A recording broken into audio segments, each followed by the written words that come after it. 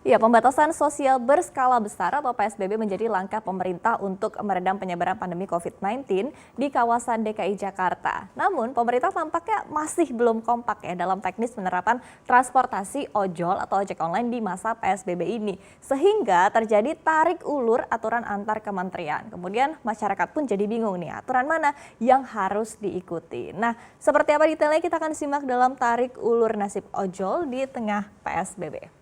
Berdasarkan Peraturan Menteri Kesehatan atau Permenkes nomor 9 tahun 2020 tentang PSBB, angkutan roda 2 berbasis aplikasi atau ojek online ini dibatasi penggunaannya hanya untuk pengangkutan barang saja. Artinya, ojek online dilarang untuk mengangkut penumpang ya agar bisa menerapkan social dan juga physical distancing demi mengurangi potensi penyebaran COVID-19. Nah, namun Kementerian Perhubungan di bawah ad interim atau PLT Menteri Perhubungan yaitu Luhut Binsar Panjaitan rupanya mengkaji kembali aturan ini. Luhut bahkan telah mengeluarkan aturan baru melalui Peraturan Menteri Perhubungan Nomor 18 Tahun 2020 tentang pengendalian transportasi dalam rangka pencegahan COVID-19. Nah, dalam Permen Hub ini disebutkan bahwa pengemudi ojek online diperbolehkan untuk mengangkut penumpang asal memenuhi sejumlah syarat ataupun juga protokol. Nah, aturan yang dikeluarkan oleh Luhut inilah yang kemudian membuat masyarakat jadi bingung karena dinilai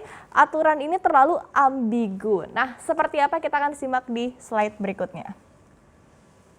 Dalam aturan yang dikeluarkan Permen Hub, ada beberapa syarat yang harus dipenuhi oleh pengemudi ojek online. Jadi sebelum mengangkut penumpang. Nah, pengemudi ojol ini harus memenuhi protokol kesehatan seperti diantaranya adalah melakukan disinfeksi kendaraan dan juga atribut secara rutin ini sebelum dan juga sesudah digunakan. Kemudian menggunakan masker dan juga sarung tangan dan tidak berkendara jika mengalami suhu badan di atas normal ataupun juga dalam kondisi sakit. Nah, sementara dari sisi penumpang juga diminta untuk turut menjaga kebersihan dan juga kesehatan. Kemudian kita akan lihat bahwa inilah yang kemudian menjadi perdebatan begitu ya. Karena secara teknis syarat-syarat tadi akan sulit untuk memastikan ya bahwa syarat tersebut akan selalu terpenuhi di lapangan baik untuk pengemudi maupun juga penumpang. Bayangkan untuk memastikan bahwa driver ojol ataupun juga pengemudi ini mengikuti syarat tersebut berarti bahwa harus ada alokasi begitu ya untuk petugas yang mengawasi secara khusus. Kalau tidak celah pelanggaran ini akan sangat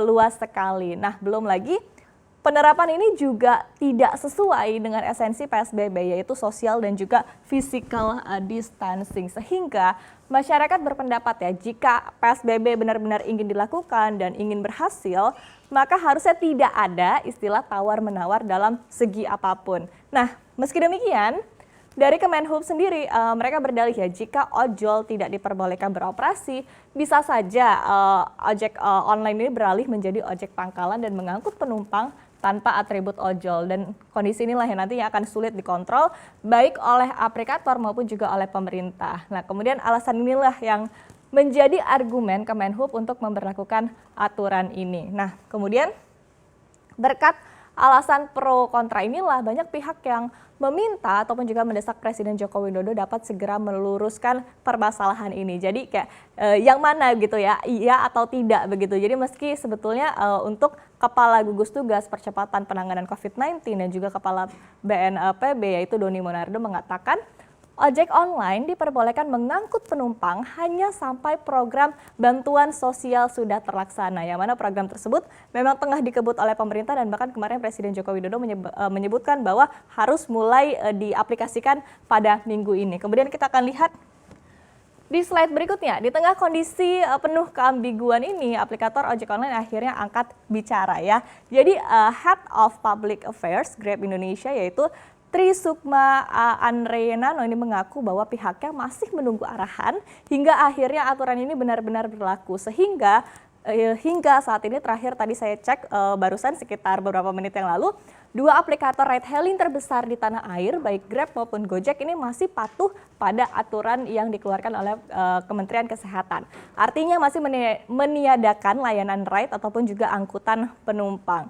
Dan hingga kini dua aplikator ini masih kompak begitu ya menunggu kepastian yang lebih jelas lagi dari pemerintah. Nah, kemudian kita sudah menyimak penjelasan tadi, jadi artinya bahwa memang pemerintah ini masih tampak kurang konsisten begitu ya dalam aturan dalam PSBB ini. Terlebih lagi kalau misalnya kita lihat begitu ya, di masa PSBB jalanan juga tampaknya masih ramai begitu. Nah, tapi sebetulnya walaupun pemerintah masih agak bingung begitu ya, yang lebih bisa konsisten lagi adalah dari diri kita sendiri, yaitu konsisten menjaga jarak atau social distancing dan juga konsisten untuk stay at home selama tidak ada kebutuhan yang penting di luar rumah.